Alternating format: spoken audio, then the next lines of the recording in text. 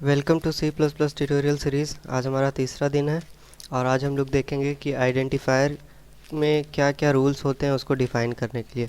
पहले हम बताए थे कि आइडेंटिफायर में कुछ रूल होते हैं, लेकिन वो रूल क्या होते हैं ये नहीं बताए थे। तो आज हम लोग देख लेते हैं। तो फर्स्ट रूल इसमें ये होता है कि हमारा आइडेंटिफायर जो होता है वो क्या कहते हैं, डिजिट हुआ, स्मॉल लेटर हुआ, या फिर अंडरस्कोर हुआ, या फिर कैपिटल लेटर हुआ, ये सब चीज़ को कंटेन कर सकता है। और फिर उसके बाद ये हमारा जो आइडेंटिफायर है ये कभी भी कोई सिंबल से मतलब स्पेशल कैरेक्टर से स्टार्ट नहीं होना चाहिए, और उसमें वाइट स्पेस नहीं होना चाहिए। और फिर ये केस सेंसिटिव भी होता है, मतलब कि जैसे अगर हम वेरिएबल लिख रहे हैं और उसको अगर स्मॉल वी से लिख रहे हैं वेरिएबल का नाम, और फिर अगर हम वही चीज़ कैपिटल वी से भी लिख रहे हैं तो दोनों डिफरेंट होगा, दोनों सेम नहीं होगा। और फिर देख लेते हैं हम लोग, ये कुछ 4-5 पॉइंट है, ये अभी हम लोग सामने आ रहा, इसको देख लेते हैं पढ़ पढ़ के। हाँ, रिज़र्व कीवर्ड कुछ होता है वो भी नहीं होना चाहिए, जैसे कि इंट। इंट ये एक रिज़र्व कीवर्ड है, ये नहीं लिख सकते हम लोग। वेरिएबल का नाम नहीं दे सकते इसको, आइडेंटिफायर इसको नहीं कह सकते हम लोग। ऑटो हो गया, फ्लोट हो गया, वाइड हो गया, लॉन्ग हो गया, ये सब नेम जो है हम लोग इसको कीवर्ड की तरह नहीं यूज़ कर सकते एज आइडेंटिफायर। और फिर क्या है, अगर अंडरस्कोर से स्टार्ट होता है तो सही माना जाएगा वो। और एग्ज़ाम्पल देख लेते हैं इसका हम लोग कुछ, जैसे कि ये सब है, ये सब इनवैलिड वो है मतलब का आइडेंटिफायर। आइडेंटिफायर होता क्या है इसको हम लोग समझ लेते हैं। मतलब वेरिएबल जो डिक्लेयर करते हैं उसके लिए जो भी हम लोग वेरिएबल का नेम देते हैं, या फिर फंक्शन बना रहे हैं, कोई फंक्शन का नेम दे रहे हैं, क्लास बना रहे हैं, क्लास का नेम दे रहे हैं, तो ये सब जो भी नेम होता है वो आइडेंटिफायर कहलाता है। आइडेंटिफायर मतलब जिससे हम किसी चीज़ को आइडेंटिफाई कर सकें। अब हम वेरिएबल बनाते हैं तो वो हमारा किसी वैल्यू को आइडेंटिफाई करता है कि हमारी ये वैल्यू है, ये किस वेरिएबल में स्टोर है, ये वो उसका आइडेंटिफायर होता है। अब ये देख लेते हैं हम लोग कुछ वैलिड आइडेंटिफायर कैसे होते हैं। ये हो गया, और ये केस सेंसिटिव का एग्जांपल है। अब नेक्स्ट स्लाइड देखते हैं हम लोग। यहाँ पे कांस्टेंट देख लेते हैं। कांस्टेंट अभी तक हम नहीं बताए थे कि कांस्टेंट क्या होता है। कांस्टेंट एक कीवर्ड होता है जिसको अगर हम वेरिएबल डिक्लेयर करने से पहले लगा दें, इसको हम लोग CONST लिखते हैं, तो उस वेरिएबल की वैल्यू पूरे प्रोग्राम में कहीं भी चेंज नहीं होगी। मतलब कि और अगर उसको हम लोग कभी चेंज करने की कोशिश भी करेंगे तो कंपाइलर या इंटरप्रेटर जो भी रहेगा वो एरर दे देगा हम लोग को। इसका सिंटैक्स देख लेते हैं कि ये होता कैसे है, इसको कैसे हम लोग डिफ़ाइन करते हैं। तो इसके लिए हम लोग ये करते हैं, सबसे पहले कॉन्स्ट लिखते हैं, फिर डेटा टाइप, और फिर उसके बाद वेरिएबल का नेम जो भी होता है। ये हो गया एग्जांपल हमारा।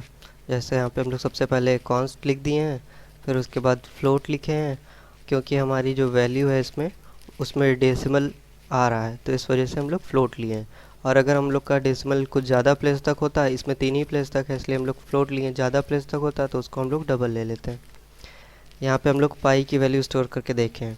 अब हम लोग देख लेते हैं कि कमेंट क्या होता है। किसी भी लैंग्वेज में, हर लैंग्वेज में अपना अपना कमेंट देने का एक तरीका होता है।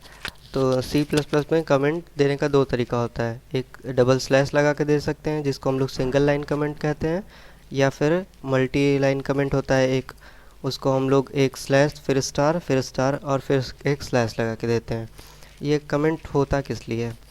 कमेंट का यूज़ करके हम लोग अपने कोड को डिस्क्राइब कर सकते हैं। जैसे अगर हम अपना एक प्रोजेक्ट बनाएं, किसी कंपनी को दिखाना है, या फिर प्रोजेक्ट बना रहे हैं स्कूल के लिए ही, या फिर किसी और को देने के लिए, और उसको ये कोड को अपना समझाना है कि ये इस लाइन का मतलब हमारे क्या है, और दूसरी लाइन है जैसे उसमें हम कुछ अपने हिसाब से कीवर्ड डिस्क्राइब किए हैं या वेरिएबल डिस्क्राइब किए हैं, तो वो किस लिए वो वेरिएबल है उसको हम लोग को डिस्क्राइब करना है, तो ये सब चीज़ के लिए हम लोग कमेंट का यूज़ करते हैं। और अभी हम लोग जो पिछला प्रोग्राम बनाए थे उसमें हम लोग एडिशन का प्रोग्राम बना के देखे थे। अब हम लोग देख लेते हैं कि C++ कौन कौन सा ऑपरेटर सपोर्ट करता है। ऑपरेटर क्या होता है? ऑपरेटर जो होता है, ये सब जो सिंबल होता है, जैसे प्लस हुआ, माइनस हुआ, डिवाइड हुआ, और ये जितने भी टाइप के सिंबल होते हैं, परसेंटेज हुआ, ये सब ऑपरेटर कहलाता है। और ऑपरेंड क्या होता है? जो जिसके बीच में ऑपरेटर को हम प्लेस करते हैं। जैसे 10 + 20, तो 10 और 20 क्या है? ये हमारा ऑपरेंड होगा, और ऑपरेटर क्या है उसमें? प्लस। तो अब देख लेते हैं इसमें कितने टाइप का होता है। ये वही चीज़ लिखे हैं हम यहाँ पे, जो बोल रहे हैं हम उसको लिख भी दिए हैं ताकि आप लोग को नोट्स बनाने में आसानी हो। फिर इसका हम लिंक डिस्क्रिप्शन में दे देंगे, जैसे हर वीडियो में देते हैं। इसमें भी आपको मिल जाएगा नोट्स। ये अरिथमेटिक ऑपरेटर क्या होता है ये देख लेते हैं हम लोग। कॉमन मैथमेटिकल ऑपरेटर, जैसे कि प्लस, माइनस, डिवाइड, मल्टीप्लाई। और ये परसेंटेज वो परसेंटेज वाला नहीं है जो हम लोग किसी नंबर, जैसे एग्ज़ाम में नंबर आता है तो उसको हम लोग कैलकुलेट करते हैं। इस परसेंटेज को हम लोग मॉड्यूलो कहते हैं। इसका मतलब कि रिमाइंडर हमारा कितना बच रहा वो होता है। जैसे 5 को अगर हम लोग 2 से डिवाइड करते हैं तो रिमाइंडर क्या आता है? 1। तो अगर हम लोग 5 और ये परसेंटेज का सिंबल लगा के 2 लिखेंगे तो हम लोग का आ जाएगा वैल्यू 1। और ये प्लस, माइनस, डिवाइड, मल्टीप्लाई, ये सब तो नॉर्मल है। और फिर हम लोग यहाँ पे लगाए हैं प्लस प्लस और माइनस माइनस। ये क्या होता है? प्लस प्लस को हम लोग कहते हैं इंक्रीमेंट ऑपरेटर, माइनस माइनस को कहते हैं डिक्रीमेंट ऑपरेटर। इसको हम लोग अगर और अच्छे से पढ़ें तो इसमें दो टाइप होता है, एक पोस्ट इंक्रीमेंट और एक प्री इंक्रीमेंट।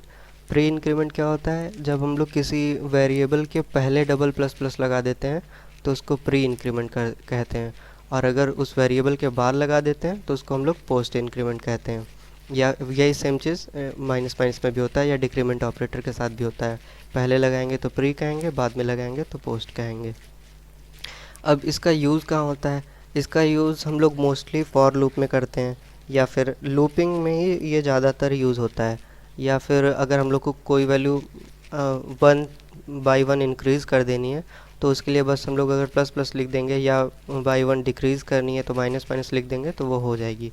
और इसमें हम लोग को एक चीज़ ध्यान रखना पड़ता है कि अगर पोस्ट इंक्रीमेंट करेंगे तो हम लोग की वैल्यू पहले जो ओरिजिनल वैल्यू रहती है वो आती है, फिर उसके बाद नेक्स्ट टाइम जब हम लोग उसको यूज़ करते हैं तब वो बढ़ती है। लेकिन अगर हम लोग पहले ही प्लस प्लस लगा दिए हैं तो वो वैल्यू तुरंत बढ़ जाती है और तुरंत यूज़ में आने लगती है। तो इस चीज़ का ध्यान देना होता है। अब हम लोग देख लेते हैं असाइनमेंट ऑपरेटर। ये किस लिए होता है? ये हम लोग की वेरिएबल में वैल्यू असाइन करने के लिए होता है। यहाँ पे इक्वल हो गया, प्लस और इक्वल हो गया, माइनस और इक्वल हो गया, ये सब हम लोग देखते हैं किस लिए होता है। अगर सिंगल इक्वल लगा रहे हैं तो हम लोग वेरिएबल में क्या कहते हैं, किसी वैल्यू को स्टोर करा रहे हैं। और प्लस और इक्वल ये क्या चीज़ है, या माइनस और इक्वल ये क्या चीज़ है? इसमें ये होता है कि अगर हम प्लस और इक्वल लिख रहे हैं तो ये एक शॉर्ट हैंड तरीका है लिखने का कि a=a+ कोई भी वैल्यू वहाँ पे दे सकते हैं। जैसे अगर हम लोग को a में 1 ऐड करना है तो हम लोग लिख सकते, मान लेते हैं हम लोग के पास a में वैल्यू 3 पहले से पड़ी हुई है और उसको हम लोग को ये प्लस इक्वल टू ऑपरेटर लगा के यूज़ करना है, और उसको हम लोग को +1 करके 4 करना है। तो हम लोग कैसे करेंगे? a+=1 ये लिख देंगे तो इसका मतलब हो जाएगा हमारा a=a+1। मतलब कि a के ओरिजिनल वैल्यू में क्या आ जाएगी, जो इस टाइम a की वैल्यू है +1, उसको ऐड करके हम लोग a में रिप्लेस कर देंगे। ऐसे ही हम लोग यहाँ पे माइनस कर देंगे तो वो माइनस हो जाएगी, मल्टीप्लाई कर देंगे तो मल्टीप्लाई हो जाएगी वो वैल्यू, और डिवाइड करेंगे तो डिवाइड हो जाएगी। ये आगे हम लोग एक चार्ट दिखाएंगे जिसमें हम लोग का पूरा एग्जांपल के साथ डिस्क्राइब रहेगा। और नेक्स्ट हम लोग देख लेते हैं कंपैरिजन ऑपरेटर। ये किस लिए यूज़ होता है? तो जैसा नाम इसका है वैसे ही ये यूज़ भी होता है, कंपेयर करने के लिए वैल्यू को।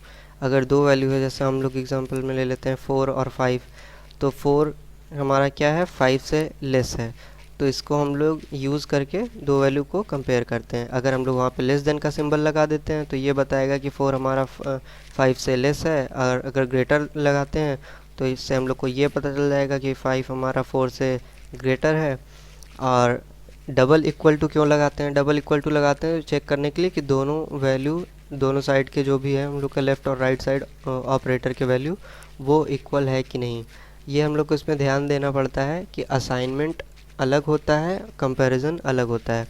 ये दोनों अलग अलग वैल्यू है, और ज़्यादातर लोग इसमें गलती कर देते हैं। उन लोग वैल्यू असाइन करने के लिए एक सिंगल लिख देते हैं, मतलब कंपेयर करने के लिए एक सिंगल इक्वल लगा देते हैं, लेकिन वहाँ पे वो गलत हो जाता है, वहाँ पे वो वैल्यू असाइन हो जाती है। तो इसका हम लोग को ध्यान देना होता है कि असाइनमेंट के लिए। और ये कंपैरिजन के लिए डबल इक्वल टू हम लोग यूज़ करेंगे। अब हम लोग नेक्स्ट देख लेते हैं कंडीशनल ऑपरेटर, या फिर इसी को हम लोग लॉजिकल ऑपरेटर भी कहते हैं। ये क्या होता है? ये हम लोग की कोई कंडीशन चेक करने के लिए होता है। अगर आप लोग पहले इलेक्ट्रॉनिक्स पढ़े होंगे तो उसमें हम लोग यूज़ करते हैं एंड और नॉट। ये तीन तरह का सिंबल होता है जो कि हम लोग डिजिटल इलेक्ट्रॉनिक्स में यूज़ करते हैं। वही चीज़ सेम यहाँ पे प्रोग्रामिंग में भी यूज़ होती है। इसको हम लोग एंड कहते हैं, और कहते हैं, और नॉट कहते हैं। नॉट क्या करता है? जो भी हम लोग की वैल्यू रहती है उसको रिवर्स कर देता है। जैसे अगर हम लोग नॉट का सिंबल होता है एक्सक्लेमेशन मार्क, अगर हम लोग एक्सक्लेमेशन मार्क लगा के ट्रू लिखते हैं तो उसका मतलब होगा कि वो फॉल्स है। और अगर हम लोग एंड लगा देते हैं, एंड का सिंबल होता है डबल एम्परसेंट। एम्परसेंट का सिंबल जो एस की तरह बनता है वही होता है, उसको हम लोग कहते हैं एम्परसेंट। डबल एम्परसेंट अगर लगाते हैं तो वो एंड के लिए यूज़ होता है। और इसमें हम लोग दो साइड दो वैल्यू लिखते हैं, एक राइट साइड और लेफ़्ट साइड। ये दोनों स्टेटमेंट, अगर दोनों स्टेटमेंट ट्रू होता है तब हमारा ये एंड ऑपरेटर ट्रू वैल्यू देता है। और अगर कोई भी साइड एक भी स्टेटमेंट फॉल्स हो गया तो हमारा आउटपुट क्या होता है? वो फॉल्स आ जाता है। और फिर एक होता है और ऑपरेटर। और ऑपरेटर में क्या होता है कि अगर हमारा दोनों साइड का स्टेटमेंट ट्रू है तो भी ट्रू देगा, कोई एक स्टेटमेंट ट्रू है तो भी ट्रू देगा। जब तक कि दोनों फॉल्स नहीं हो जाता तब तक हमारा उसमें आउटपुट फॉल्स नहीं आता। अब हम लोग इसका एक टेबल देख लेते हैं बना के, उसमें देख लेते हैं कि क्या क्या है और कैसे यूज़ होता है। ये हो गया हम लोग का अरिथमेटिक ऑपरेटर, इसका टेबल ये है। और ये हो गया असाइनमेंट ऑपरेटर, इसका टेबल ये है। ये सब टेबल हम पहले से बना के रखे हैं, ये देख लिए आप लोग। और इसको वीडियो पॉज करके भी देख सकते हैं, हम थोड़ी देर के लिए रोक भी दे रहे हैं यहाँ पे। इतने टाइम में आप लोग पॉज करके देख सकते हैं। बस आज के लिए इतना ही था। अब हम लोग देखेंगे नेक्स्ट वीडियो में बाकी का जो भी है। अब हम लोग प्रोग्रामिंग शुरू करेंगे नेक्स्ट वीडियो से। थैंक यू देखने के लिए।